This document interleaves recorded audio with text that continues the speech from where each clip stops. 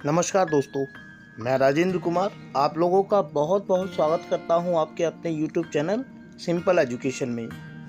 दोस्तों, जैसा कि आप जानते हैं कि वर्तमान समय में हम श्री ओम प्रकाश वाल्मीकि जी की आत्मकथा झूठन का अध्ययन कर रहे हैं और इस संबंध में हम 9 वीडियो बना चुके हैं, जिसमें हमने देखा है कि ओम प्रकाश वाल्मीकि को अपने जीवन में शैक्षिक स्तर पर और सामान्य जीवन में एक नागरिक के रूप में जाति के आधार पर किन किन परेशानियों का चुनौतियों का सामना करना पड़ा।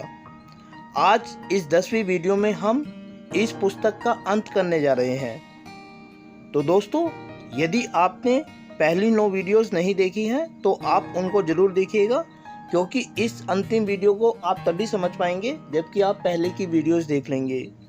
उन सभी वीडियोस को जहाँ तक ढूंढने का सवाल है तो आपको उन वीडियो को ढूंढने के लिए कहीं भी जाने की ज़रूरत नहीं है।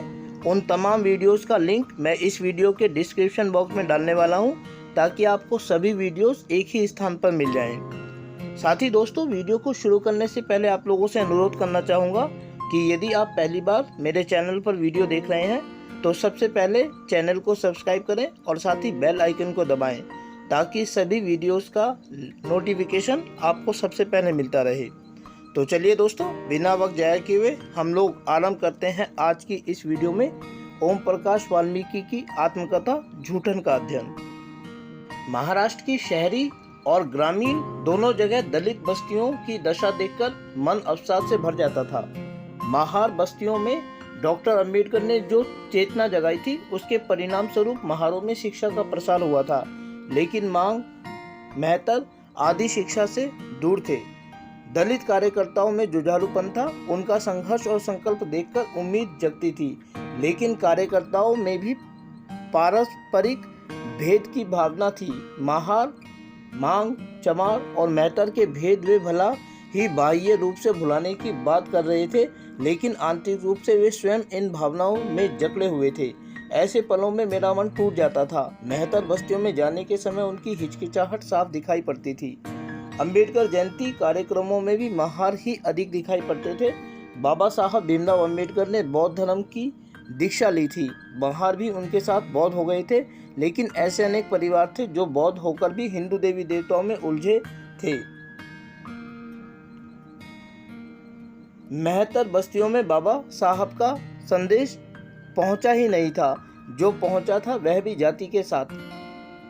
जब भी किसी मेहतर यानी वाल्मीकि से बात होती तो वह चौंककर मेरी ओर देखता। बाबा साहब के लिए उनके मन में आदर था, लेकिन आंदोलन के कार्यकर्ताओं और नेता उनके मन में विश्वास पैदा नहीं कर पाए थे। वे मेहतर थे समाज से सबसे नीचे। यह भावना उन्हें आंदोलन में जुड़ने से रोकती थी। वे दलित नेतृत्व को संदेह की दृष्टि से देखते थे। दलित आंदोलन के इस अंतर्विरोध ने उसे कमजोर किया है, जिसका प्रभाव राजनीतिक स्तर पर भी दिखाई पड़ता है। महाराष्ट्र में मेहतर और उत्तर प्रदेश के चूड़ा वाल्मीकि में कोई अंतर नहीं था। बस भाषा को छोड़कर शेष तमाम चीजें एक सी हैं। वे भी सूअर पालते हैं, वैसे ही देवी देवताओं की पूजा में सूअर चढ़ाते हैं, शराब अर्पित करते हैं, रीति रिवाज भी एक ही जैसे हैं। दलितों में एक ऐसा भी तबका था जिसमें डॉक्टर अंबेडकर का विचार नहीं पहुंचा था। उसकी हीन भावना सदियों का संताप थी। वह अधिक भयभीत थी, इसीलिए अपनी पहचान को छिपाकर रखना उसकी मजबूरी थी। कई लोग ऐसे थे जो दलित थे, लेकिन सवर्णों की कृपा दृष्टि पाने के लिए दलितों से दूर भागते थे, उनके खिलाफ काम करते थे, उनकी गतिविधियों की सूचना सवर्ण लोगों तक पहुंचाते थे। ऑर्डिनेंस फैक्ट्री चंद्रपुर कॉलोनी में अंबेडकर जयंती धूमधाम से मनाई जाती थी। मैं उसमें बढ़ चढ़कर भागीदारी करता था। कविता गोष्ठियाँ, परिचर्चाएं, पोस्टर, पेंटिंग, प्रदर्शनी, नाटक, नुक्कड़ नाटक करते थे। हमारी संस्था मेघदूत नाट्य संस्था के सवर्ण सदस्य ऐसे दिनों में जरूरी कामों में उलझ जाते थे। अंबेडकर जयंती के कार्यक्रमों के दौरान वे गायब हो जाते थे। गणेश चतुर्थी, शिवाजी जयंती, जन्माष्टमी और रामनवमी पर ही वे ऊर्जावान होकर मेघदूत नाट्य संस्था के प्रदर्शनों को सफल बनाने की कोशिश करते थे। यह स्थिति अक्सर हमारे बीच के मतभेदों को उभारती थी। मेरी कोशिश रहती थी कि हम सब इन विसंगतियों पर चर्चा करें, लेकिन सामने बैठकर बात करने से वे कतराते थे। पीठ पीछे बातें बनाते, अंबेडकर के लिए अपशब्द कहते, मेरा खून खौलने लगता। अंत यही हुआ, मैंने इन धार्मिक उत्सवों का बहिष्कार किया। ऐसे रंगकर्मी ढूंढे जो परिवर्तन के आकांक्षी थे। कई दलित नाटकों का मंचन किया। ऐसा ही एक नाटक था मुंबई नगरी, दया पवार का लिखा हुआ। नागपुर विश्वविद्यालय का एक अधिवेशन चंद्रपुर में हुआ था।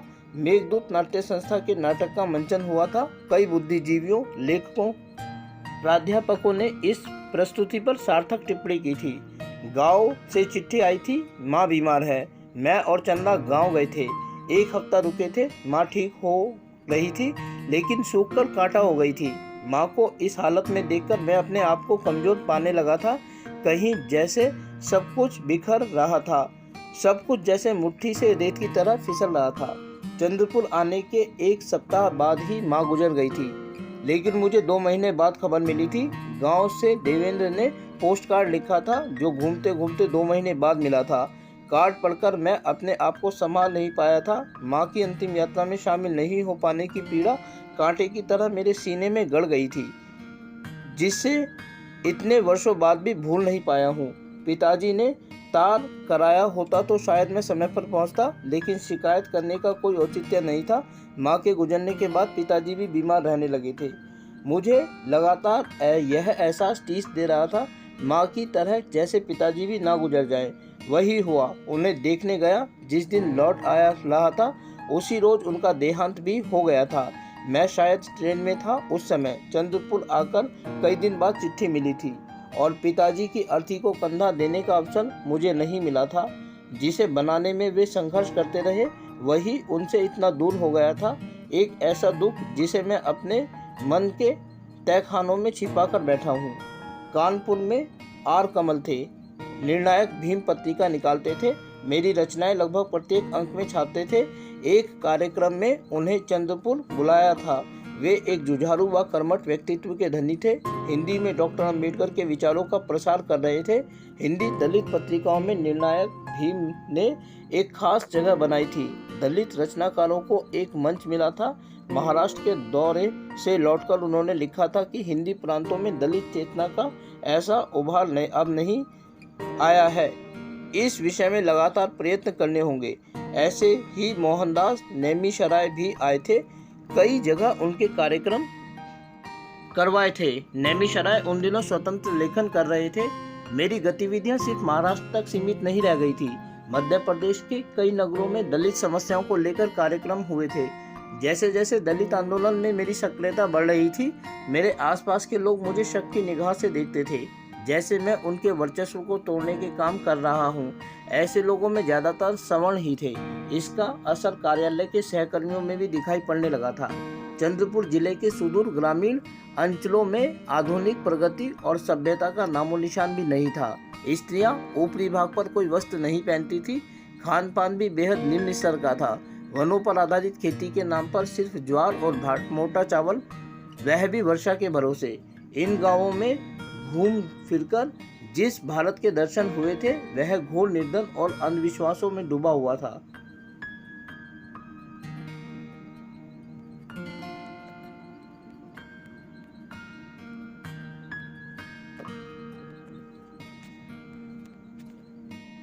ऐसे ही एक गांव में एक तांत्रिक ने खेत की फसल बढ़ाने के लिए एक बच्चे की बलि दे दी थी।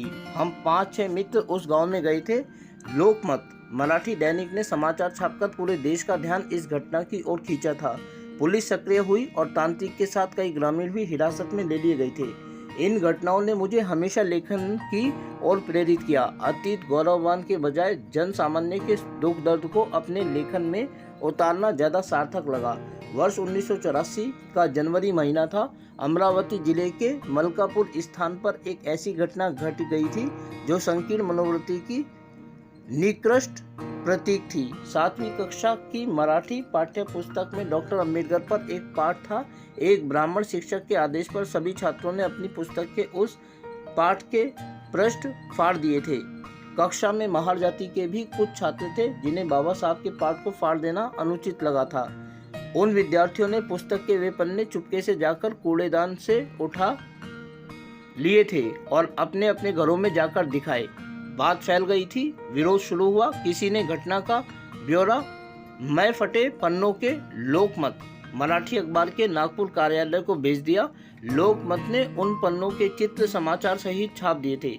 समाचार छपते ही विदर्भ में जगह जगह विरोध और निषेधात्मक जुलूस सभाएं होने लगी। दलित अस्मिता का प्रश्न बन गई थी यह घटना। भद्रावती में भी एक बड़ी सभा हुई थी। कई हजार लोग इस सभा में आए थे। भद्रावती के आसपास के गांवों से जत्थे के जत्थे आए थे। इस सभा को संबोधित करने का अवसर मुझे भी मिला था। अधिकतर वक्ताओं ने मराठी में वक्तव्य दिए थे, मैं हिंदी में बोला था। मेरे लिए यह एक नया अनुभव था। भीड़ में सुगबुगाहट थी। दलित आंदोलन से जुड़ने का एहसास मुझे तीव्रता से महसूस हो रहा था। विद्रूप चेहरा शीर्षक से कविता उन्हीं दिनों लिखी थी, जिसे कई पत्र पत्रिकाओं ने छापा था। यह आंदोलन दिन प्रतिदिन तेज हो रहा था। कई जगहों पर सवर्णों ने दलितों की सभाओं और जुलूसों पर पथराव भी किए थे। पुलिस निष्क्रिय थी। शिक्षा विभाग की ओर से भी उस शिक्षक के विरुद्ध कोई कार्रवाई नहीं की हुई थी। जगह जगह निषेधात्मक सभाएं हो रही थी, लेकिन प्रशासनिक स्तर पर मामले को रफा दफा करने की कोशिश जारी थी। दलितों में स्वाभिमान जाग रहा था। इस घटना ने मुझे बहुत गहरे तक प्रभावित किया था। मेरा अधिक से अधिक समय दलित बस्तियों में गुजरने लगा था। ऑर्डिनेंस फैक्ट्री कॉलोनी के पास सुमठाणा गांव था। भद्रावती तहसील थी, जहां दलित बस्तियों में अनेक सामाजिक कार्यक्रम चलाए थे। स्कूल भी खोले गए थे और अनेक साथी पहले से ही सक्रिय थे। कई संस्थाएं थी। उमेश मेश्राम भद्रावती में एक संस्था चला रहे थे। स्कूल और पुस्तकालय भी डॉक्टर अंबेडकर और बौद्ध साहित्य प्रचुरता में उपलब्ध था। उमेश मेश्राम अपने कार्यक्रमों में मुझे अक्सर बुलाते थे। भद्रावती में एक प्राचीन बौद्ध गुफा थी, जहां बुद्ध पूर्णिमा को बुद्ध जयंती के अनेक कार्यक्रम होते थे। उमेश मेश्राम और उनके सहयोगियों ने मिलकर बौद्ध साहित्य सम्मेलन का आयोजन किया था, जिसमें मराठी के अनेक दलित साहित्यकारों से भेंट हुई। ज्योति लांजेवार, भीमसेन देटे, लोकनाथ यशवंत, भगवान ठग आदि से परिचय बढ़ा था। डॉक्टर गंगाधर पान तावड़े जी से पत्र व्यवहार तो था, लेकिन कभी मिलने का अवसर नहीं आया था। एक दिन अचानक लोकनाथ यशवंत ने खबर भेजी कि पानतावड़े गुरुजी बाबा आमटे के आश्रम में होने वाले आनंद मेले में भाग लेने आ रहे हैं। डॉक्टर गंगाधर पानतावड़े जी को अधिकतर साथी पानतावड़े गुरुजी ही कहकर संबोधित करते थे। आनंद मेले में लगभग प्रतिवर्ष मैं जाता था। वरोरा में स्थित बाबा आमटे का आश्रम था, जहां कुष्ठ रोगियों का इलाज करके उन्हें स्वावलंबी बनाया जाता था। इसी आश्रम में प्रत्येक वर्ष आनंद मेले का आयोजन होता था। महाराष्ट्र के तमाम साहित्यकार, बुद्धिजीवी, कलाकार इस मेले में आते थे। 2 दिन चलने वाले इस मेले में सभी लोग सहज भाव से शामिल होते थे। पु.ला. देशपांडे मराठी के सुप्रसिद्ध रंगकर्मी, व्यंग्यकार, कथाकार से यही मुलाकात हुई थी। बसंतराव देशपांडे, भीमसेन जोशी, किशोरी अमोड़कर आदि का गायन भी आनंद मेले में ही सुनने का अवसर मिला था। लोकनाथ यशवंत ने मिलवाया था। पानतावड़े गुरुजी सहजता से मिले थे। ना कोई दिखावा, ना आडंबर, ना बौद्धिकता का ढोंग। हिंदी के उच्चारण में मराठी का प्रभाव था। बहुत धीमे धीमे बोल रहे थे, लेकिन शब्द जैसे एक गहन अनुभूति से पके हुए थे। कई दिन तक इस छोटी सी मुलाकात का नशा मेरे मन पर छाया रहा। पानतावड़े गुरुजी ने मेरी कविताओं का अनुवाद मराठी में किया था। सचमुच मुझ जैसे एक अनजान कवि के लिए एक बड़ी उपलब्धि थी।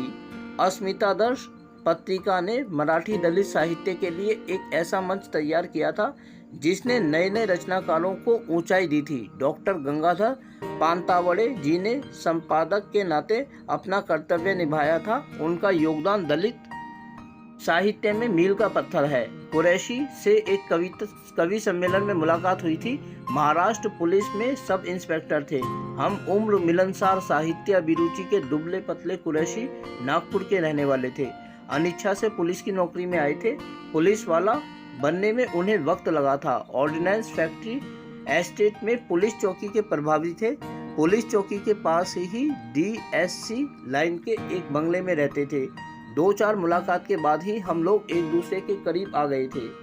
कुरैशी को जब भी रात की ड्यूटी कहीं जाना होता था या 2-4 दिन के लिए बाहर जाते थे, श्रीमती कुरैशी को मेरे यहाँ छोड़ जाते थे। वे बहुत खूबसूरत थी। पुलिस लाइन में उन्हें अकेला छोड़ना कुरैशी को स्वीकार्य नहीं था। कई बार तो रात 2-2:30 बजे भी वे श्रीमती कुरैशी को मेरे यहाँ लेकर आए थे। चंदा और श्रीमती कुरैशी में खूब पटती थी। उनके 2 जुड़वा बेटे थे, बहुत ही प्यारे थे। चंदा ने उनका नाम राम और श्याम रख दिया था। कुरैशी भी उन्हें इसी नाम से बुलाता था। हम लोगों से वे दोनों काफ़ी घुल मिल गए थे। कुरैशी के बराबर के बंगले में डीएससी के नए कमांडेंट तबादला लेकर होकर आए थे। मुजफ्फरनगर जिले के ही रहने वाले थे। कुरैशी को पता चला तो मुझसे जिक्र किया, आपके ही जिले के हैं, आज शाम को आ जाओ, मुलाकात करा देंगे। मैंने कोई विशेष इच्छा व्यक्त नहीं की थी। कुरैशी ताड़ गया था, कुछ नाराज भी हुआ। अजीब आदमी हो, अपने ही जिले का व्यक्ति इतनी दूर मिल जाने पर भी खुश नहीं हो। मैंने कहा, क्या होगा मिलकर? मिलते ही पहले जाति पूछेगा, जाति पता चलते ही उसके मुंह का स्वाद बिगड़ जाएगा, फिर भला मुझे क्या खुशी होगी? कुरैशी ने अजीब सी कड़बड़ाहट से कहा था, वाल्मीकि तुम इस खोल से बाहर कब निकलोगे? उस रोज हम दोनों ने इस बात को लेकर तीखी बहस शुरू हो गई थी। आखिर में यह तय हुआ कि चलो परीक्षण के तौर पर मिलते हैं। कुरैशी का मानना था, फौज के लोग इन बातों पर ध्यान नहीं देते, तुम भयभीत हो इसीलिए प्रत्येक व्यक्ति पर शक करते हो। अगले रोज मैं चंदा के साथ कुरैशी के बंगले पर गया था। श्रीमती कुरैशी के हाथ की बिरयानी खाने का स्वाद ही कुछ अलग था। चंदा को वहीं छोड़कर मैं कुरैशी के साथ कमांडेंट के बंगले पर गया। वे बरामदे में ही मिल गए थे। कुरैशी ने मेरा परिचय करवाया, सिर्फ ओम प्रकाश ही नाम बताया था, वाल्मीकि को गोल कर दिया था। कमांडेंट साहब गर्मजोशी से मिले थे। यह सुनकर खुश हुए थे कि मैं बरला का रहने वाला हूँ। अभी ठीक से बैठे भी नहीं थे कि उन्होंने कहना शुरू किया, बरला तो त्यागियों का गांव है, आप किस जाति से हैं? मैंने कुरैशी की ओर देखा, उसके चेहरे का रंग बदल गया था। प्रश्न स्वाभाविक तौर पर पूछा गया था। कमांडेंट के चेहरे पर उस समय सहजता थी। मैंने जैसे ही अपनी जाति चूड़ा बताई, वे असहज हो गए थे। साथ ही बातचीत का सिलसिला भी थम गया था, जैसे बात करने लायक कुछ बचा ही नहीं था। कुरैशी के लिए यह नया अनुभव था। मैंने कुरैशी से कहा था कि चलें या कुछ और बाकी है। कुरैशी का मूड उखड़ गया था, वह उठकर खड़ा हो गया था। अच्छा कमांडेंट साहब, चलते हैं। कुरैशी और मैं उनके बंगले से बाहर आ गए थे। अगले रोज कमांडेंट ने कुरैशी को समझाने की कोशिश की थी। कुरैशी साहब, हमारे जिले में इन्हें, मेरी ओर इशारा था, नीचे जात माना जाता है। घर की दहलीज के भीतर इनका प्रवेश नहीं होता और आपका उठना बैठना है, साथ में खाना भी खाते हैं। कुरैशी ने उनके उपदेश को वहीं विराम लगा दिया था। उस रोज के बाद उन दोनों में दुआ सलाम भी खत्म हो गई थी। कुरैशी मेरे और करीब आ गया था। चंद्रपुर महाराष्ट्र का एक पिछड़ा जिला था, जिसकी सीमाएं आंध्र प्रदेश और मध्य प्रदेश को छूती थी। 8वें दशक में इस जिले में औद्योगिक विकास बहुत तीव्र गति से हुआ था। कोयले का प्रचुर भंडार इस जिले को कोयला उत्पादन करने वाले क्षेत्रों में एक महत्वपूर्ण स्थान पर रखता है। उन तमाम स्थितियों में अपराध दरें भी बढ़ी हैं। उसी दौरान इस जिले में डकैती और राहजनी की कई वारदातें हो गई थी। पुलिस की सक्रियता बढ़ गई थी। शरद पवार पर राजनीतिक दबाव था। स्थानीय पुलिस की मदद के लिए आरक्षित पुलिस को भी लगा दिया गया था। चंदा देहरादून गई हुई थी। मैं अकेला था घर में। रात 10 बजे बाहर पुलिस जीप रुकने की आवाज आई। मैंने खिड़की से झांक कर देखा, कुरैशी जीप से उतरकर सीढ़ियों की ओर जा रहा था। मैंने दरवाजा खोला। कुरैशी ने अंदर आते हुए कहा, चलो आज तुम्हें रात्रि भ्रमण पर ले चलते हैं। मैंने पूछा, कहाँ? चलो तो सही, कुरैशी ने उतावलेपन से कहा। जीप में कुरैशी के साथ प्रादेशिक पुलिस के एक सब इंस्पेक्टर वर्मा सहित 4-5 सिपाही थे। रात में कुरैशी ने इंस्पेक्टर वर्मा से परिचय कराया। डाकू उन्मूलन फोर्स के स्पेशल इंचार्ज थे। आज की रात पेट्रोलिंग ड्यूटी पर निकले थे। एक बारगी तो मैं चिंतित हो उठा था, पता नहीं आज कुरैशी किस मुसीबत में फंसाने के लिए ले जा रहा है। लेकिन इंस्पेक्टर वर्मा के व्यवहार और बातचीत ने मुझ में साहस जगा दिया था और मैं एक अनुभव के लिए मानसिक रूप से तैयार हो गया था। कॉलोनी चेक पोस्ट से जीप भद्रावती पेट्रोल पंप की ओर मुड़ गई थी। जीप में तेल भरवाने के बाद राष्ट्रीय राजमार्ग पर आते ही जीप की गति तेज हो गई थी। अभी 4-5 किलोमीटर भी नहीं गए थे कि वरोरा की ओर से पुलिस अध्यक्ष की गाड़ी का सायरन सुनाई पड़ा। जीप में बैठे सभी लोग सतर्क हो गए थे। अध्यक्ष की गाड़ी जीप के बराबर में आकर रुक गई थी। वे सभी जीप में उतरकर पंक्तिबद्ध खड़े हो गए थे। मुझे सिविल कपड़ों में देखकर अध्यक्ष ने कुरैशी से पूछा, जीप में कौन है? कुरैशी ने तत्परता से उत्तर दिया, सर पूछताछ के लिए वरोरा ले जा रहे हैं। पता नहीं कुरैशी की बात का अध्यक्ष पर कितना और कैसा प्रभाव पड़ा, लेकिन मेरी हृदय गति बढ़ गई थी। अध्यक्ष के जाते ही सब फटाफट जीप में चढ़ गए थे। सभी ने राहत की सांस ली थी। मैं अभी तक घबराया हुआ था। मैंने कुरैशी से पूछा, मुझे किस मुसीबत में फंसा रहे हो? कुरैशी ने ठहाका लगाया था। इंस्पेक्टर वर्मा ने मेरी हथेली अपने दोनों हाथों में लेकर मुझे आश्वस्त किया था, आज की रात आप हमारे साथी हैं, चिंता बिल्कुल न करें।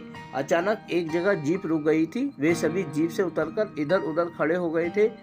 कुरैशी और वर्मा अलग जाकर खड़े हो गए थे। मैं जीप में ही बैठा था। आने जाने वाले ट्रकों कारों को रोककर जांच पड़ताल होने लगी थी। एक ट्रक आंध्र प्रदेश से लाल मिर्च लेकर आ रहा था। ड्राइवर और ट्रक क्लीनर को पुलिस ने नीचे उतार लिया था। पुलिस उन्हें ट्रक खाली करके चेक कराने की जिद कर रही थी। ट्रक ड्राइवर जानता था इस सुनसान जगह पर ट्रक खाली करने का अर्थ क्या है। काफी देर की खींचतान के बाद ड्राइवर ने एक सिपाही की मुट्ठी में कुछ रुपए ठूस दिए और ट्रक खाली कराने का नाटक अचानक खत्म हो गया था। 8-10 ट्रकों के साथ यही नाटक दोहराया गया था। मैं जीप में बैठकर यह तमाशा देख रहा था। पुलिस के इस चरित्र पर कुरैशी से कई बार लंबी बहस हो चुकी थी। उसके अपने अनुभव थे। यदि वह ऐसे ना करे तो घर ऊपर वालों की निगाह में अकर्मण्य था। उसकी गोपनीय रिपोर्ट खराब हो चुकी थी। इसी आधार पर यानी उसे भी इसी मशीनरी का हिस्सा बनना पड़ा था। कुरैशी के तर्कों की सच्चाई नाप लेने का कोई मंत्र मेरे पास नहीं था। मैंने एक बार कहा भी था, कुरैशी अपने गुनाहों को छिपा लेने का यह अच्छा तरीका है। अपने से ऊपर वालों के सिर दोष मढ़ दो, ऐसे ही ऊपर वाले नीचे वालों को दोषी बताकर बच जाते होंगे। रात 12:30 बजे हम वणी पहुंच गए थे। वणी में उन दिनों मेला चल रहा था। मेले में जैसे ही जीप रुकी, एक एक करके सभी सिपाही इधर उधर हो गए थे। वे कुरैशी और वर्मा एक चाय की दुकान के सामने पड़ी कुर्सियों पर बैठ गए थे। दुकानदार ने उनकी खूब खातिरदारी की थी। काफी देर तक भी सिपाही नहीं लौटे तो इंस्पेक्टर वर्मा ने कुरैशी से पूछा, ये सब कहाँ गए हैं? कुरैशी ने कटुता भरे स्वरों में कहा, जाएंगे कहाँ, अपनी माँ बहनों के संग मुंह काला करने गए हैं। उस मेले में काफी संख्या में ऐसी स्त्रियां आती थी जो धंधा करती थी। पुलिस जानते हुए भी उन्हें नहीं हटाती थी। हो सकता है वहां से वसूली ही की जा रही हो। मेरा मन कड़वा हो गया था यह सोचकर ही। ऐसे क्षणों में मुझे लगता था जैसे कुरैशी के सिर पर सींग निकल आए हैं। एक संवेदनशील व्यक्ति के चरित्र में दो चरित्र एक साथ थे। कभी कभी मुझे लगता था यदि कुरैशी पुलिस में ना होता तो शायद एक अच्छा संवेदनशील कवि जरूर होता। 2 बजे के आसपास यह डाकू उन्मूलन फोर्स मेले से निकलकर कच्चे रास्तों पर चल पड़ी थी। 1-2 गांव में सामान्य पूछताछ करके फिर से पक्की सड़क पर आ गए थे। वरोरा थाने में पहुंचकर रात भर की रिपोर्ट दर्ज कराने कुरैशी और वर्मा अंदर चले गए थे। मैं जीप की सीट पर लेटकर झप्पियां लेने लगा था।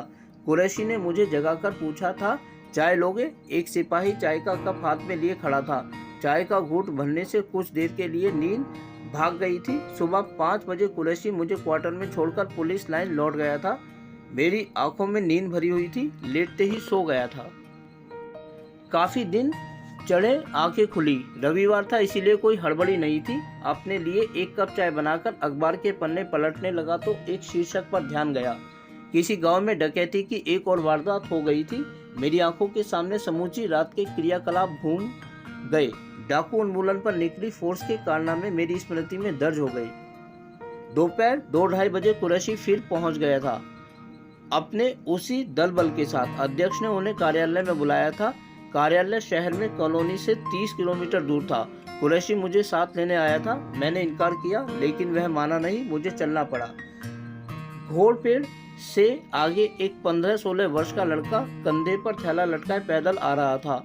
कुरैशी ने जीप रुकवाई और उस लड़के को आवाज दी। पुलिस की गाड़ी देखकर वह डर गया था। कुरैशी ने उसे डांटते हुए कहा, कहाँ जा रहा है?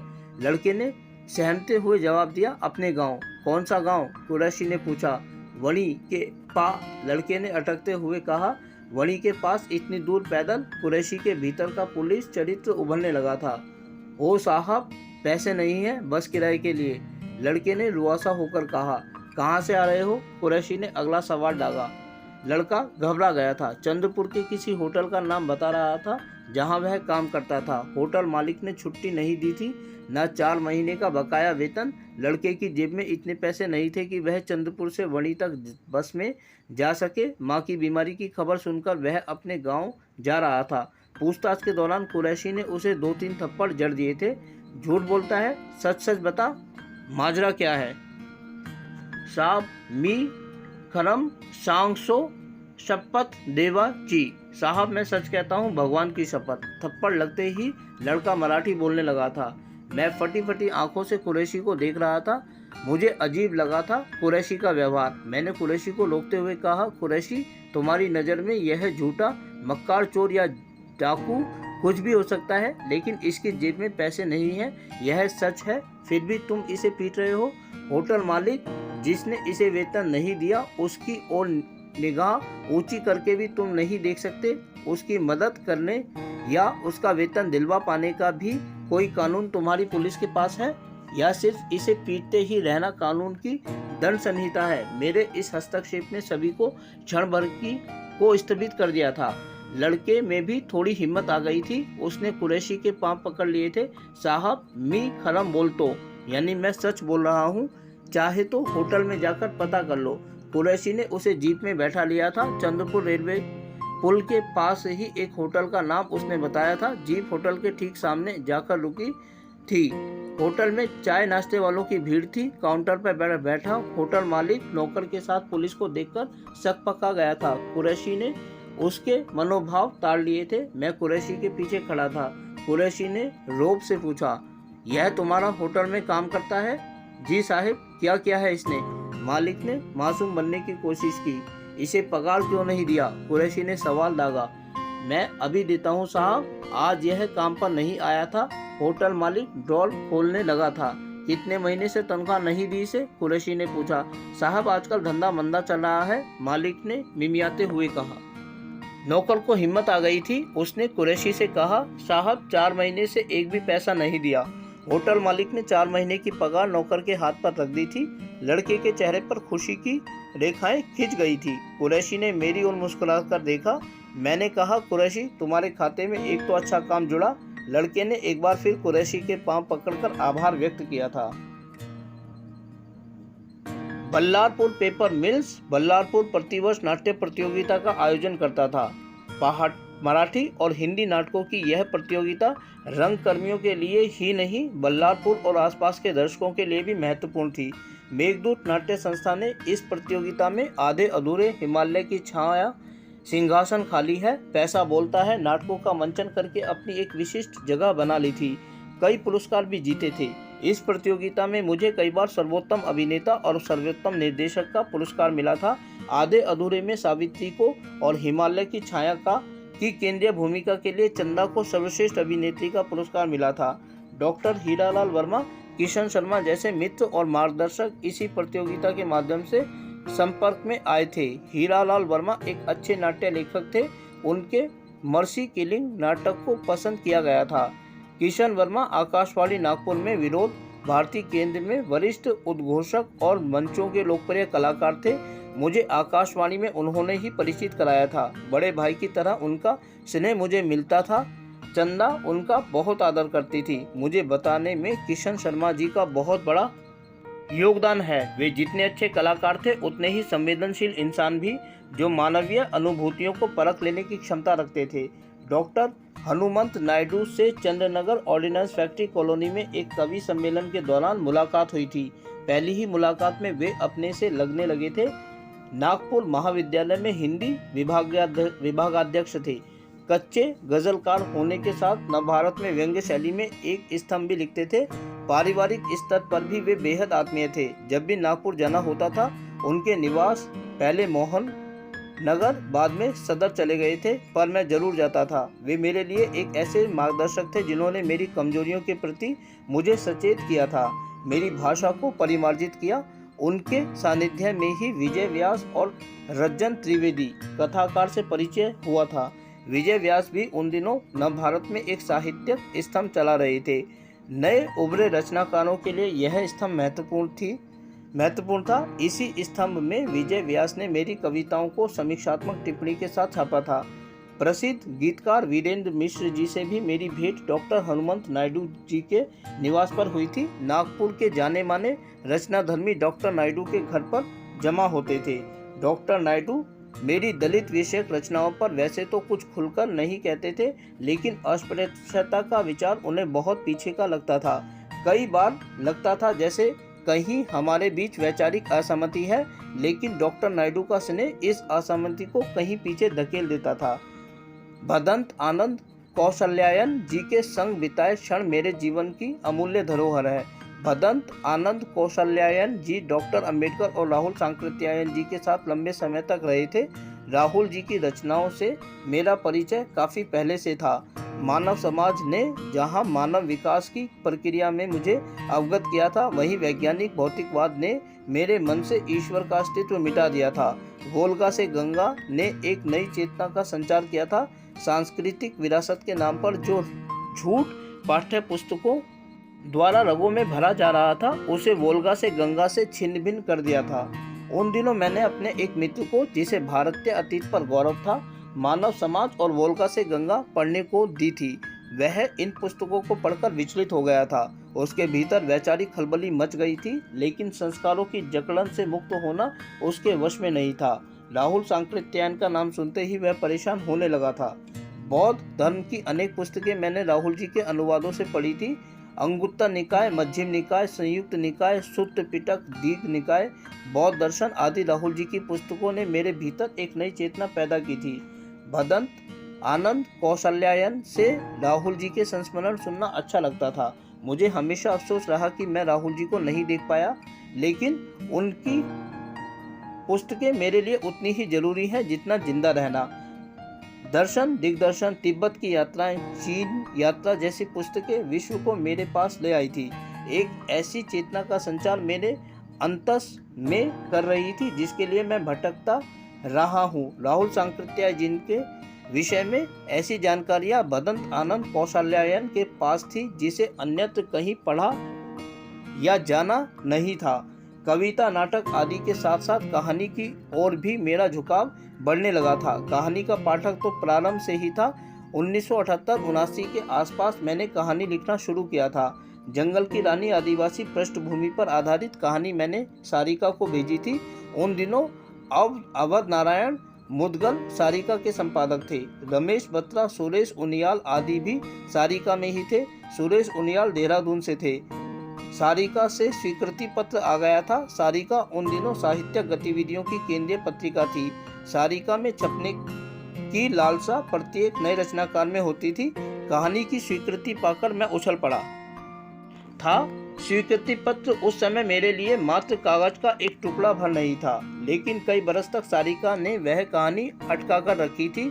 इस बीच जब भी मैं छुट्टी आता, सारिका के दफ्तर जाकर कहानी की याद दिलाता। सुरेश उनियाल हर बार आश्वासन देते, लेकिन कहानी अंत तक छपी नहीं। सुभाष पंत और सुरेश उनियाल की अच्छी मित्रता थी। मैंने सुभाष पंत से कहा कि आप सुरेश उनियाल से कहें, लेकिन सुभाष पंत ने कहा या नहीं, मैं नहीं जानता। हाँ, एक नई प्रति भेजने के लिए सुभाष पंत ने मुझसे कहा। मैंने एक प्रति और भेज दी थी।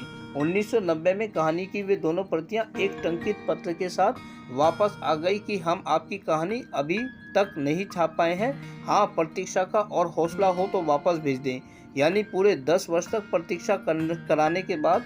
और प्रतीक्षा, यह कैसा मजाक है। साहित्य के भीतर भी एक सत्ता है जो अंकुरित होते पौधे को कुचल देती है। सारिका बंद हुई। मुझ जैसे ना जाने कितने रचनाकारों की हत्याएं की होंगी सारिका संपादक मंडल ने, जो विशेषांकों की बाढ़ में अपनी नाव तो बचा ही नहीं पाए, पर हम जैसों को क्या पार लगाते। साहित्यिक क्षेत्रों में यह कोई पहली घटना नहीं थी। फिर भी मुझे लगता रहा कि नए रचनाकारों को रोकना भी शायद संपादक और साहित्यकारों की कोई रणनीति है। आभार हंस का, जिसने मेरी कहानियां छापी। राजेंद्र यादव ने जिस स्नेह और प्यार के साथ मुझे छापा, मेरे लिए एक नया जन्म था, वरना मानने वालों ने कमी नहीं की थी। देहरादून में हमारे विभाग का एक नया प्रोजेक्ट शुरू हुआ था, जिसके नाम मांगे गए थे। मैंने भी अपना नाम दे दिया था। अप्रैल 1985 में मेरे नाम की स्वीकृति आ गई थी। लेकिन महाप्रबंधक ने अभी तक उसे रोका हुआ था।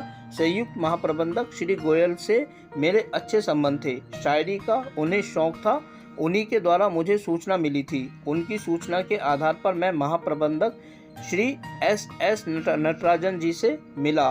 वे मुझे छोड़ना नहीं चाहते थे, लेकिन मैंने जब अपने मन की बात उन्हें बताई तो वे मान गए। 22 जून 1985 को ऑर्डिनेंस फैक्ट्री चंद्रपुर से मेरा स्थानांतरण ऑर्डिनेंस फैक्ट्री देहरादून के लिए हो गया था। मैं लगभग 13 वर्ष चंद्रपुर में रहा था। चंद्रपुर छोड़ते हुए लग रहा था जैसे मैं अपना घर छोड़कर जा रहा हूँ। बहुत कुछ था मेरे पास जो चंद्रपुर ने मुझे दिया था। मेरे अनुभवों की हैसियत में जो कुछ भी है वह सब चंद्रपुर की ही देन है। चंदा भी चंद्रपुर छोड़ना नहीं चाहती थी। वहाँ के जीवन में वह ऐसे रम गई थी जैसे उसे छोड़ना मुश्किल लग रहा था। सालिक सिंह सब काले की पत्नी वंदना और उसके बेटे बेटियां जैसे हमारे ही बच्चे थे।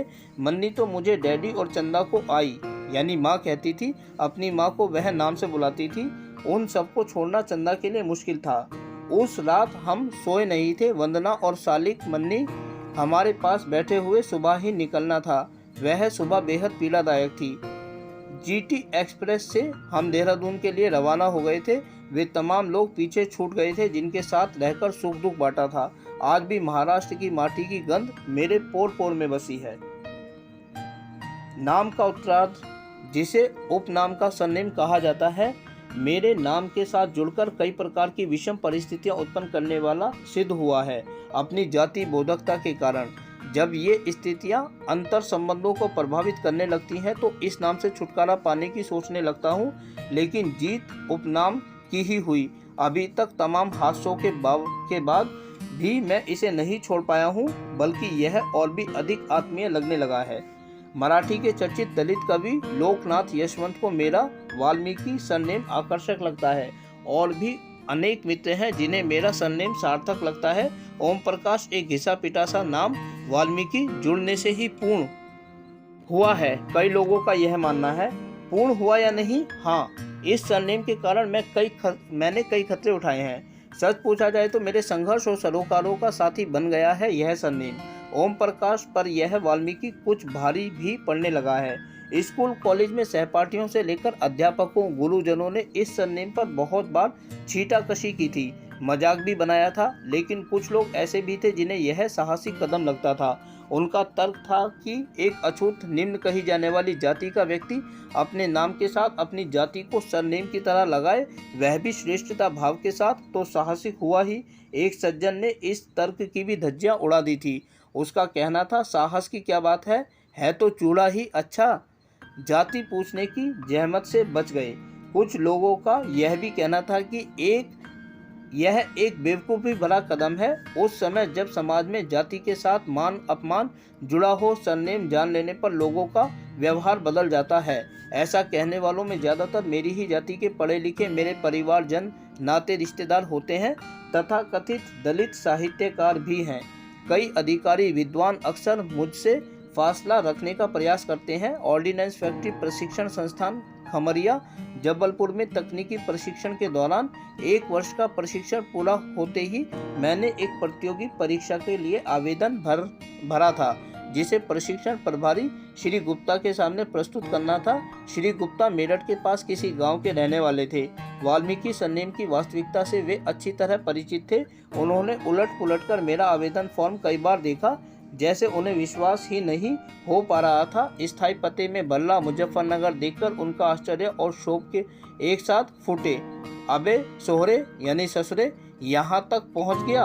उनका इस प्रकार बोलना मुझे अनुचित लगा। मैंने प्रतिरोध किया तो वे और अधिक उत्तेजित होकर बिफरने लगे थे। तू मुझे बोलने की तमीज सिखाएगा? उनके इस व्यवहार से मेरा आक्रोश भी बाहर आ गया था। पास ही मेरा एक साथी खड़ा था और इस हादसे का साक्षी था।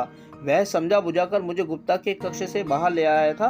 बाहर आने पर उसने कहा था, ट्रेडिंग में हो, ये तो चाहते हैं कि तुम उत्तेजना में कुछ उल्टा सीधा करो ताकि संस्थान से बाहर करने का अवसर इन्हें मिल जाए। इनकी चाल को समझो। यह घटना फांस की तरह सीने में गड़ गई थी। उस रोज प्रशिक्षण पूरा करके मैं प्रतियोगिता में चयनित होकर आगे के कोर्स के लिए ऑर्डिनेंस फैक्ट्री प्रशिक्षण संस्थान अंबरनाथ यानी बम्बई में आ गया था, जहां मुझे 2 वर्ष का कोर्स पूरा करना था। यही कोर्स मेरी जीविका का साधन बना।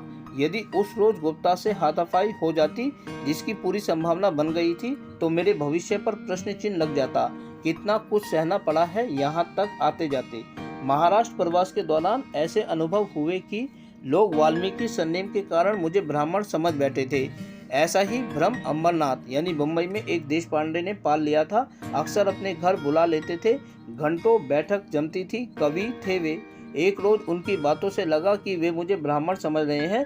मैंने उसी समय अपने सरनेम का भेद खोल दिया तो वे कुछ गुमसुम हो गए थे। अचानक हमारे बीच एक गहरी खाई बन गई थी। फिर हम कभी भी सहज नहीं हो पाए थे। बाहर के ही नहीं, मेरे अपने भी इस सरनेम से परेशान होने लगे थे। मेरे पिताजी अपवाद जरूर थे, अनपढ़ होते हुए भी उनकी सोच दूसरों से भिन्न थी। उनके मन में बेइंतहा ईमानदारी और आत्मनिष्ठा थी। वे स्वयं को शरभंग कहा करते थे, जिसका अर्थ है मैं आज तक नहीं समझ पाया हूँ। उनमें हीन भावना लेश मात्र भी नहीं थी। अक्खड़पन उनमें जरूर था, जो बोलने से लेकर चलने तक में झलकता था। उन्हें काफ़ी समय बाद पता चला था कि मैं अपने नाम के साथ वाल्मीकि लगाता हूँ। जब उन्हें पता चला तो बहुत खुश हुए थे। उनकी आंखों में एक चमक पैदा हो गई थी, खुशी की, जिसे मैं आज तक भुला नहीं पाया हूँ।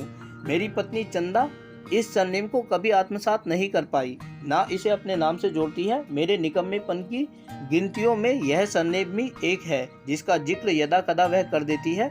अपने नाम के साथ वह वंशगोत्र खैरवाल जोड़ना ज़्यादा पसंद करती है।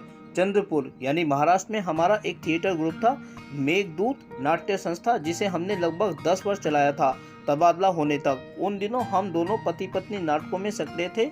कई नाटकों का मंचन साथ साथ किया था। आधे अधूरे, दुलारी बाई, हिमालय की छाया, सिंहासन खाली है आदि हमारे सफल नाटक थे।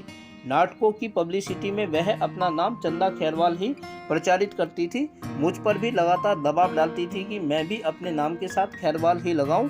अक्सर मैं टालने की कोशिश करता तो वह ऐसे तर्क दे डालती थी कि मुझे हार मान लेनी पड़ती थी। एक बार तो मैंने तय भी कर लिया था कि इस रोज की किचकिच से छुटकारा पाओ और अपना सरनेम बदल ही डालो। लेकिन 2-4 दिन बाद फिर से मैं अपने पुराने सरनेम पर दृढ़ हो गया था। आज भी घर परिवार में जब इस सरनेम पर चर्चा होती है तो मेरी पत्नी दृढ़ शब्दों में कहती है, यदि हमारा कोई बच्चा होता तो मैं इनका सरनेम जरूर बदलवा देती। उस वक्त मुझे लगता है जैसे पति मकान या कपड़े बदलने की बात कर रही है। ऐसा नहीं है कि ये वार्तालाप मुझे कोई दंश नहीं देते। मैं ऐसे क्षणों में विचलित हो उठता हूँ। मेरे एक मित्र ने, दिनेश मानव, जो आजकल रामपुर उत्तर प्रदेश में है, वे उन दिनों इलाहाबाद में थे, पत्रकारिता में सक्रिय थे। महोदिका नाम की पत्रिका भी उन्होंने शुरू की थी। एक ही अंक निकला था, बंद हो गई थी। उस अंक में मेरी एक कविता और एक लेख छपा था। लेखक की जगह सिर्फ ओम प्रकाश छपा था, यानी सरनेम गायब था। संपादक ने एक टिप्पणी छापी थी कि हम सरनेम के साथ जाति बोधक उपनाम नहीं छापेंगे। इस प्रकार वे जाति खत्म करना चाहते थे। दलितों ने जो पढ़ लिख गए थे उनके सामने एक भयंकर संकट खड़ा हुआ था, पहचान का संकट, जिससे उबरने का वे तत्कालिक और सरल रास्ता ढूंढने लगे थे। अपने वंश गोत्र को छोड़कर ही थोड़े ही संशोधन के साथ अपने नाम के साथ जोड़ने लगे थे। जैसे चिनालिए से चंद्रिल या चंचल, सौदे से सौदाई या सूद लिखने लगे थे। एक सज्जन ने पार्चा को पार्थ बना लिया है। मेरी माँ का वंशगोत्र कैसले है, जिसे कुछ लोग केसवाल की तरह लिखने लगे हैं। यह उन्हें आसान लगता है। इन सब के पीछे पहचान की तड़प है, जो जातिवाद की घोर अमानविकता के कारण प्रतिक्रिया स्वरूप उपजी है। दलित पढ़ लिखकर समाज की मुख्य धारा से जुड़ना चाहते हैं, लेकिन सवर्ण उन्हें इस धारा से रोकता है, उनसे भेदभाव बरतता है, अपने से हीन मानता है। उसकी बुद्धिमत्ता, योग्यता, कार्यकुशलता पर संदेह व्यक्त किया जाता है। प्रताड़ित करने के तमाम हथकंडे अपनाए जाते हैं। इस पीड़ा को वही जानता है जिसने इसकी विभीषिका के नश्तर अपनी त्वचा पर सहे हैं, जिसने जिस्म को सिर्फ बाहर से ही घायल नहीं किया है, अंदर से भी छिन्न भिन्न कर दिया है। अस्तित्व के इस संकट काल में मुझ जैसे कोई जाति बोधक सरनेम के साथ आता है तो वे तमाम लोग चौकन्ने हो जाते हैं। उन्हें लगता है जैसे कोई उनका भेद खोल रहा है, क्योंकि समस्या से पलायन उन्हें सहज और सरल लगता है, जबकि सच यह है कि बदलाव पलायन से नहीं, संघर्ष और संवाद से आएगा। मोहनदास नैमिषारण्य, कवि, लेखक, पत्रकार, आर्यनगर, नई दिल्ली में रहते हैं। उन दिनों जब भी मैं दिल्ली जाता था उनके घर पर ही ठहरता था। अखिल भारतीय आयुर्विज्ञान संस्थान नई दिल्ली में चंदा का इलाज चल रहा था। चंद्रपुर महाराष्ट्र से आना पड़ता था। मोहनदास नैमिषारण्य जी की पत्नी शकुंतला जी ने सगे संबंधियों से भी ज़्यादा मदद की थी। दफ्तर से छुट्टी लेकर हमारे साथ अस्पतालों और डॉक्टर के चक्कर काटे थे। आयुर्विज्ञान संस्थान के बरामदों में घंटों भूखे प्यासे खड़े रहकर अपना नंबर आने का इंतजार किया था। मोहनदास नैमिषारण्य जी ने अपने किसी संपादक मित्र से मिलाने ले गए थे। उनकी पत्रिका में कुछ समय तक नैमिषारण्य जी ने संपादकीय विभाग में काम किया था। पत्रिका का दफ्तर और संपादक का निवास एक ही साथ था। मकान की सीढ़ियां चढ़ते हुए नैमिषारण्य जी ने कहा था, आपका परिचय यदि सिर्फ ओम प्रकाश कहकर दिया जाए। मुझे अजीब सा झटका लगा था यह सुनकर। मैंने पूछा, क्यों? उन्हें मेरे विषय में ज़्यादा पता नहीं है। आदमी तो अच्छे हैं, मेरी काफ़ी इज्जत करते हैं, फिर भी नैमिषारण्य ने सफाई दी थी। मेरे सामने यह कुछ स्पष्ट हो गया था। एक बार तो मन में आया वापस लौट चलूं, लेकिन भागना तो समस्या का समाधान नहीं था। उनके पीछे पीछे चल दिया था। जैन साहब सामने की कुर्सी पर बैठे थे। जब तक मोहनदास नैमिषारण्य विधिवत परिचय की औपचारिकता निभाते, मैंने स्वयं आगे बढ़कर जैन साहब को अपना परिचय दे दिया था। वे गर्मजोशी से मिले थे। उनकी बातों या व्यवहार से ऐसा कुछ नहीं लगा कि उन पर मेरे सरनेम का कुप्रभाव पड़ा है। दलित आंदोलन से जुड़े रचनाकारों, बुद्धिजीवियों, कार्यकर्ताओं को अपने अंतर्द्वंद्वों से लगातार जूझना पड़ रहा है। कितना भय छिपा हुआ है मन के अंधेरे कोनों में, जो हमें सहज जीवन जीने ही नहीं देता। मेरी भतीजी सीमा बीए कर रही थी। कथाकार डॉक्टर कुसुम चतुर्वेदी हिंदी विभागाध्यक्ष थी। एक दिन बातचीत के दौरान मैंने उनसे जिक्र किया कि मेरी भतीजी आपकी स्टूडेंट है। अगले रोज कक्षा में जाते ही डॉक्टर चतुर्वेदी ने सीमा से पूछ लिया था कि ओम प्रकाश वाल्मीकि को जानती हो? सीमा ने कक्षा में एक नज़र डाली और इनकार कर दिया। उसी दिन शाम को सीमा ने पूरा किस्सा सुनाते हुए अपनी सफाई दे डाली थी। सभी के सामने अगर मान लेती कि आप मेरे चाचा हैं तो सहपाठियों को मालूम हो जाता कि मैं वाल्मीकि हूँ। आप फेस कर सकते हैं, मैं नहीं कर सकती। गले में जाति का ढोल बांधकर घूमना कहाँ की बुद्धिमानी है। सीमा के तर्क समूची व्यवस्था को विद्रूप तस्वीर बनकर सामने खड़े थे। सीमा और चंदा दोनों ने मिलकर एक संयुक्त मोर्चा बना लिया मेरे सरनेम के खिलाफ। चंद्रपुर यानी महाराष्ट्र से स्थानांतरित होकर जब देहरादून आया तो मकान की समस्या मुंह बाए सामने खड़ी थी। महीना भर भटकने के बाद डॉक्टर सिंधवानी का मकान मिला था करणपुर में। 2 छोटे छोटे कमरों में पूरी गृहस्थी को समेटना पड़ा था। ऐसा नहीं था कि देहरादून में मकानों की कमी थी या मैं किराया देने की स्थिति में नहीं था। बस मकान मालिक मेरे सरनेम का उत्तरार्ध सुनते ही आय बाय करने लगते थे या फिर कोई बहाना गढ़कर इनकार कर देते थे। डॉक्टर सिंधवानी के मकान से आगे मोड़ पर भोला राम खड़े रहते थे। उनकी पत्नी रामेश्वरी मेरी पूर्व परिचित थी। थे तो वे भी वाल्मीकि ही, लेकिन खरे सरनेम लगा रखा था। यह मकान उनके ही माध्यम से मिला था। उनकी बेटी मंजू बैंक में नौकरी करती थी। अक्सर शाम को या छुट्टी के दिन मंजू चंदा के पास आ जाती थी। दोनों के बीच ननद भाभी का रिश्ता बन गया था। इस रिश्ते की चपेट में मुझे भी आना पड़ गया था। मंजू मेरी मुंह बोली बहन बन गई थी।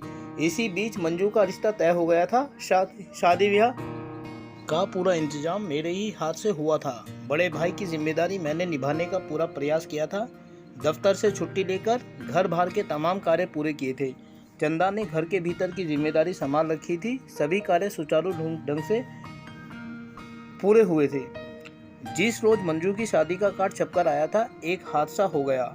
दर्शनाभिलाषियों की सूची में घर परिवार के सभी लोगों के नाम छपे थे, सिर्फ मेरा नाम गायब था। मैंने इस बात को सहज ढंग से लेकर नज़रअंदाज कर दिया था, लेकिन मेरी पत्नी को यह बात परेशान कर रही थी। उसने मंजू से पूछ ही लिया था कि कार्ड पर इनका नाम कैसे छूट गया। मंजू ने बहानेबाजी करके बात को टालने की कोशिश की थी, लेकिन चंदा ने जिद्दी स्वभाव पाया है। वह अड़ गई।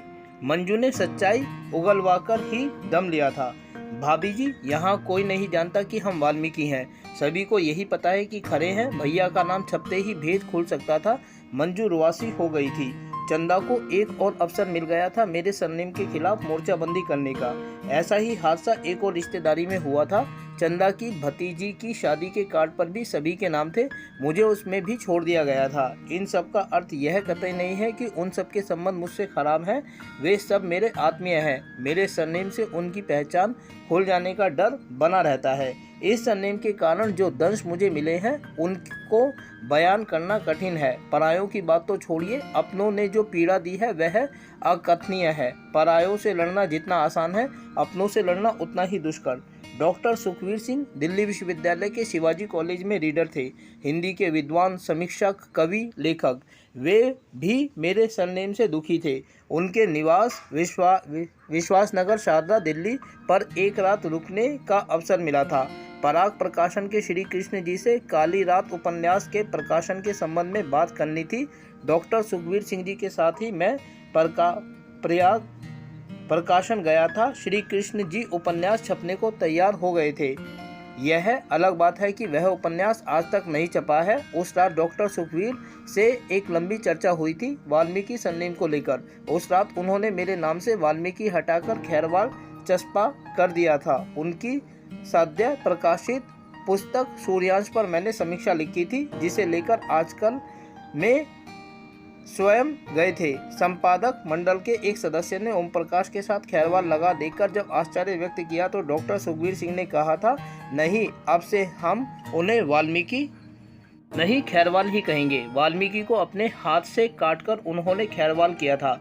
आजकल में यह समीक्षा ओम प्रकाश खैरवाल के नाम से ही छपी थी।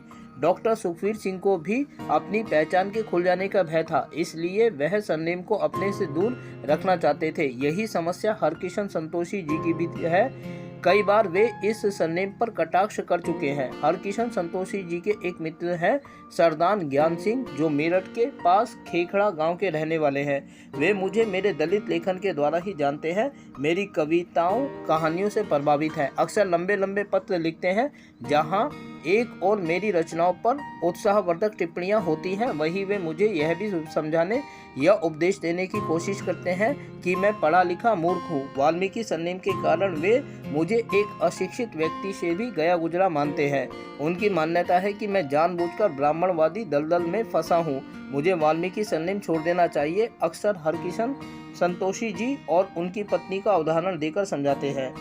सफाई संगठनों के कर्मचारियों के निमंत्रण पत्र बहुतायत में आते हैं, पर मेरे पास जिनमें सभाओं, बैठकों, अधिवेशनों का जिक्र होता है। एक बार मैंने हरकिशन संतोषी जी से इस बात का जिक्र किया तो वे मुस्कुराकर बोले, वाल्मीकि सरनेम लिखोगे तो ऐसा ही होगा, सफाई कर्मचारी ही समझे जाओगे। मेरी रचनाओं पर जो पाठकों के पत्र आते हैं उनमें कुछ पत्र वाल्मीकि युवाओं के भी होते हैं, जो अपने नाम के साथ वाल्मीकि सरनेम जोड़ना चाहते हैं। नवोदित कवि महेंद्र बेनीवाल ने भी वाल्मीकि सरनेम अपने नाम के साथ लगाने की इच्छा जाहिर की थी। एक लंबा पत्र व्यवहार चला था, कुछ दिन लिखा भी, लेकिन बाद में बेनीवाल लगा लिया। अभी हाल ही में एक कार्यक्रम में मुझे बौद्ध साहित्य एवं दर्शन पर व्याख्यान देने के लिए आमंत्रित किया गया था। मुझसे पहले 2-3 विद्वान बोल चुके थे। जैसे ही मैं बोलने के लिए माइक पर आया, एक श्रोता ने ठोक दिया, वाल्मीकि बौद्ध दर्शन और साहित्य पर बोलेगा, शर्म नहीं आती? उसकी टिप्पणी पर पूरा वातावरण बिगड़ गया था। आयोजकों ने उसे रोकने की कोशिश की थी। मेरी बात और तर्क सुनने के लिए वह तैयार नहीं था। मैंने हिंदू समाज में फैली जाति भावना पर बोलना शुरू किया तो वह कुछ शांत हुआ। मुझे लगा कि समस्या गहरी है और उसके समाधान मात्र भारी आंतरिक विसंगतियों पर संवादहीनता है। उस घटना पर आयोजक दुखी और खिन्न हुए थे, लेकिन मेरे लिए यह एक ऐसा अनुभव था जिसने मुझे और अधिक शक्ति दी थी। डॉक्टर धर्मवीर भारती से एक बार मुलाकात के दौरान इस सरनेम पर उपजी वितृष्णा पर बातचीत हुई थी। उनका कहना था कि इसे हटाइए मत, यह आपकी पहचान बन गया है। चंडीगढ़ में 5 राज्यों दिल्ली, पंजाब, हरियाणा, हिमाचल प्रदेश और उत्तर प्रदेश के दलित साहित्यकारों का सम्मेलन हुआ था। 2-3 चलने वाले इस सम्मेलन के अंतिम सत्र में मुझे अपना वक्तव्य देना था। मेरे बाद दलीप सिंह एडवोकेट, जो हिमाचल के थे, का वक्तव्य हुआ। वे भूतपूर्व विधायक हैं, अच्छे वक्ता हैं। उन्होंने मेरे सरनेम पर एक उत्साहवर्धक टिप्पणी की थी, साथ ही मेरी कविताओं और कहानियों पर भी समीक्षात्मक चर्चा की थी। चर्चा में कुछ ऐसे मुद्दे उठ गए थे कि अंतिम सत्र उत्तेजक वातावरण में समाप्त हुआ था। वाल्मीकि सरनेम ने यहाँ भी अपना असर दिखाया था। सभी साहित्यकार किसान भवन में ही ठहरे थे। मैं अपने मित्र राम सिंह जी के निवास सेक्टर 47 में रुका था। उनकी पत्नी इंदू जी साहित्यक अभिरुचि संपन्न है, पुस्तकों के अध्ययन मनन का उन्हें शौक है। सत्र में हुई चर्चा का जिक्र मैंने उनसे किया था। वैसे तो वे कभी खुलकर नहीं कह सकी, लेकिन उस रोज उन्होंने दबे स्वर में कहा था, वाल्मीकि सरनेम कुछ ठीक नहीं लगता। उस समय इस पर हम ज़्यादा बहस नहीं कर सके थे, ना वैसी कोई गुंजाइश थी। अगले रोज वे लोग मुझे बस अड्डे तक छोड़ने आए थे। सेक्टर 47 में जहां बसें रुकती हैं, बेंचों पर ड्राइवर और कंडक्टर बैठे रहते हैं। जिस समय हम वहां पहुंचे वे जोर जोर से बहस कर रहे थे। ज़्यादातर ड्राइवर सिख थे। एक ड्राइवर ने बहस का समापन करते हुए कहा, कुछ भी कहो, चाहे जिन्ना वड्डा अफसर बढ़ जावे, उस दी जात नी बदल सकदी, चूड़ा है ते चूड़ा ही रहेगा। इस वार्तालाप को सुनकर इंदू जी ने मेरी और देखा। उनकी आंखों में जैसे प्रश्न था। अब कहो लेखक जी, इसके बाद भी आपके सरनेम का कोई औचित्यपूर्ण तर्क है? कुछ देर की खामोशी के बाद इंदू जी ने कहा था, आपको यह सरनेम किसी दिन आपकी प्रतिष्ठा को जबरदस्त धक्का पहुंचाएगा। उसी क्षण पास खड़ी उनकी बेटी सोनिया बोल पड़ी, अंकल जी, मैं अपने नाम के साथ वाल्मीकि लिखूंगी। उनका बेटा साहिल इस चर्चा को समझ नहीं पा रहा था। इंदू जी भविष्य के प्रति आशंका से भर गई थी, कुछ बोल नहीं पाई, बस ड्राइवरों की ओर एकटक देख रही थी। दफ्तर में भी कई अधिकारी, सहकर्मी तथा अधीनस्थ कर्मचारी इस सरनेम के कारण मेरा मूल्यांकन कम करके आंकते हैं। शुरू में गुस्सा आता था, आक्रोश में उलझ भी पड़ता था। विरोध तो अब भी करता हूँ, लेकिन अलग अलग ढंग से। अब कुछ सहजता से लेता हूँ, क्योंकि यह एक सामाजिक रोग है जो मुझे झेलना पड़ रहा है। जाति ही जहाँ मान सम्मान और योग्यता का आधार हो, सामाजिक श्रेष्ठता के लिए महत्वपूर्ण कारक हो, वहाँ यह लड़ाई एक दिन में नहीं लड़ी जा सकती है। लगातार विरोध और संघर्ष की चेतना चाहिए, जो मात्र बाह्य ही नहीं, आंतरिक परिवर्तनगामी भी हो, जो सामाजिक बदलाव को दिशा दे। अब तो यह सरनेम मेरे नाम का एक जरूरी हिस्सा बन गया है, जिसे छोड़कर ओम प्रकाश की कोई पहचान नहीं है। पहचान और मान्यता दोनों शब्द अपने आप में बहुत कुछ कह देते हैं। डॉक्टर अंबेडकर दलित परिवार में जन्मे थे, लेकिन अंबेडकर ब्राह्मण का द्योतक था, जो एक ब्राह्मण अध्यापक का दिया हुआ उपनाम था, लेकिन भीमराव के साथ जुड़कर उनकी पहचान बन गया था, जिसके अर्थ ही बदल गए थे। आज भीमराव का अंबेडकर के बिना कोई अर्थ नहीं है। बात सन 1980 के आसपास की है। मैं और मेरी पत्नी चंदा राजस्थान भ्रमण से वाया दिल्ली चंद्रपुर महाराष्ट्र लौट रहे थे। जयपुर से पिंक सिटी एक्सप्रेस में सीट मिली थी। पास की सीट पर एक सम्भ्रांत परिवार, पति पत्नी और 2 छोटे बच्चे बैठे थे, जो जयपुर से दिल्ली जा रहे थे। बातचीत में पता चला कि पति किसी मंत्रालय में अधिकारी थे। सामान्य बातचीत चल रही थी, सहज और सुखद वातावरण था। राजस्थान की खूबसूरती पर चर्चा चल रही थी। मेरी पत्नी और अधिकारी की पत्नी घुल मिलकर बतिया रही थी। स्त्रियों में अपरिचय की दीवार जल्दी टूटती है। अचानक बातचीत के बीच विषय बदल गया। अधिकारी की पत्नी ने मेरी पत्नी से पूछा, बहन जी, आप लोग बंगाली हैं? मेरी पत्नी ने सहजता से उत्तर दिया, जी नहीं, उत्तर प्रदेश के हैं। मेरे पति ऑर्डिनेंस फैक्ट्री चंद्रपुर महाराष्ट्र में पोस्टेड हैं। कौन जात हो? अधिकारी की पत्नी ने दूसरा सवाल दागा। प्रश्न सुनते ही मेरी पत्नी का चेहरा फक पड़ गया और मेरी ओर देखने लगी। सारा माहौल बिगड़ गया था, जैसे अचानक स्वादिष्ट व्यंजन में मक्खी गिर गई। जब तक मेरी पत्नी कुछ उत्तर देती, मैंने उत्तर दे दिया, भंगी। भंगी शब्द सुनते ही सन्नाटा छा गया। रास्ते भर दोनों परिवारों में कोई संवाद नहीं हुआ। एक ऐसी दीवार बीच में खड़ी हो गई जैसे हमने किसी चोर दरवाजे से घुसकर उनकी हंसी खुशी में खलल डाल दिया हो। माहौल बोझिल हो गया था। बहुत तकलीफ दे हो गई थी यात्रा। ऐसी एक नहीं अनेक घटनाएं हैं। बचपन से लेकर आज तक न जाने कितने दंश जिस्म पर नहीं, मन पर भी चुभे हैं। इस घृणा द्वेष के पीछे कौन से ऐतिहासिक कारण हैं? जब भी वर्ण व्यवस्था को आदर्श मानने वालों और हिंदुत्व पर गर्व करने वालों से पूछा तो सीधे उत्तर देने के बजाय बात को अक्सर टाल जाते हैं या नाराज हो जाते हैं। ज्ञान की बड़ी बड़ी बातें कहेंगे, लेकिन इस सच्चाई को स्वीकार नहीं करेंगे कि आदमी को जन्म के आधार पर मानवीय मूल्यों से वंचित रखना किसी भी तरह न्यायसंगत नहीं है। सवर्णों के मन में कई प्रकार के पूर्वाग्रह हैं जो आपसी संबंधों को सहज नहीं होने देते हैं। भारतीय समाज में जाति एक महत्वपूर्ण घटक है। पैदा होते ही व्यक्ति की नियति तय कर देती है। पैदा होना व्यक्ति के अधिकार में नहीं होता। यदि होता तो मैं मंगी के घर पैदा क्यों होता, जो स्वयं को इस देश की महान सांस्कृतिक धरोहर के तथाकथित अलंबरदार कहते हैं। क्या वे अपनी मर्जी से उन घरों में पैदा हुए हैं? हाँ, इसे जस्टिफाई करने के लिए अनेक धर्मशास्त्रों का सहारा वे जरूर लेते हैं। वे धर्मशास्त्र जो समता स्वतंत्रता की हिमायत नहीं करते बल्कि सामंती प्रवृत्तियों को स्थापित करते हैं। इस तरह तरह के मिथक रचे गए वीरता के आदर्शों के कुल मिलाकर क्या परिणाम निकले? पराजित, निराश, निर्धनता, अज्ञानता, संकीर्णता, कूपमंडूकता, धार्मिक जड़ता, पुरोहितवाद के चुंगल में फंसा, कर्मकांड में उलझा समाज जो टुकड़ों में बंटकर कभी यूनियनों से हारा, कभी शकों से, कभी हूणों से, कभी अफगानों से, कभी मुगलों, फ्रांसीसियों और अंग्रेजों से हारा, फिर भी अपनी वीरता और महानता के नाम पर कमजोरों और असहायों को पीटते रहे हैं।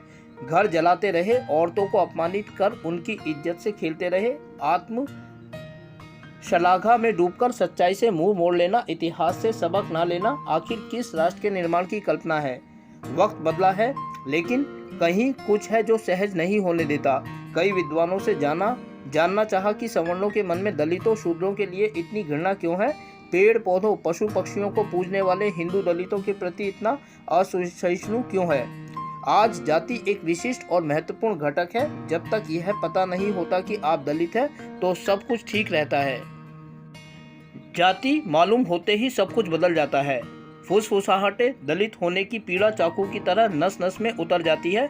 गरीबी, अशिक्षा, छिन्न भिन्न दारुण जिंदगी, दरवाजे के बाहर खड़े रहने की पीड़ा, भला अभिजात्य गुणों से संपन्न सवर्ण हिंदू कैसे जान पाएंगे? जाति ही मेरी पहचान क्यों? कई मित्र मेरी रचनाओं में मेरे लाउड लेस एरोगेंट हो जाने की ओर इशारा करते हैं।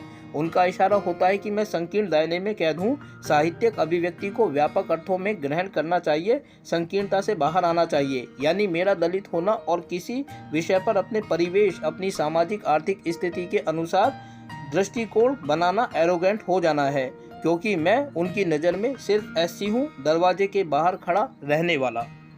तो दोस्तों, ओम प्रकाश वाल्मीकि की आत्मकथा झूठन का यह था आज 10वां भाग, और इस 10वें भाग के साथ ही हम श्री ओम प्रकाश वाल्मीकि जी द्वारा लिखी गई आत्मकथा झूठन के पहले खंड को समाप्त करते हैं। आप इन तमाम वीडियोस को देखें और मुझे बताएं कि क्या आप दूसरा भाग देखने के इच्छुक हैं। यदि आप इस आत्मकथा के दूसरे खंड को देखना चाहेंगे तो उसी प्रकार मैं इस वीडियो और दूसरे खंड को आपके सामने प्रस्तुत करूंगा, जैसे मैंने प्रथम खंड को आपके सामने प्रस्तुत किया है। अपना प्यार और आशीर्वाद मुझे और मेरे ऊपर बनाए रखें। इसी शुभेच्छा के साथ मैं आप लोगों से विदा लेना चाहूँगा। वीडियो को देखने के लिए आपका बहुत बहुत धन्यवाद।